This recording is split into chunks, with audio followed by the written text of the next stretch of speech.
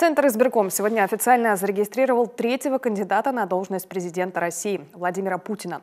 На выборы он впервые пойдет как самовыдвиженец. Комиссия по приему документов получила 315 тысяч подписей россиян в его поддержку. Удостоверение кандидата от имени действующего главы государства получил Сергей Кабышев. Он является доверенным лицом и руководителем юридической службы штаба Владимира Путина.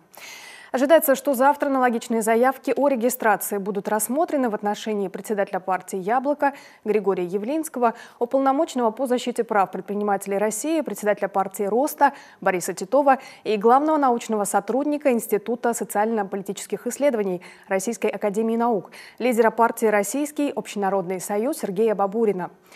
8 февраля решение примут по регистрации журналиста и ведущей телеканала «Дождь» Ксении Собчак и председателя ЦК партии «Коммунисты России» Максима Сурайкина.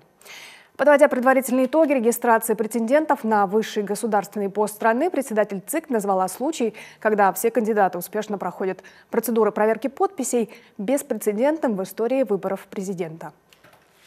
В ЦИК России закончена проверка подписей избирателей, которые были представлены выдвинутыми кандидатами для регистрации на должность президента Российской Федерации.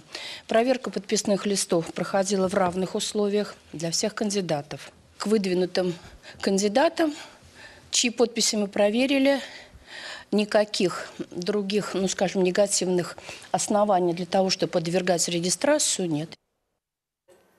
Напомним, ранее ЦИК уже зарегистрировал официально первых кандидатов. Это председатель ЛДПР Владимир Жириновский и директор совхоза имени Ленина Павел Грудинин.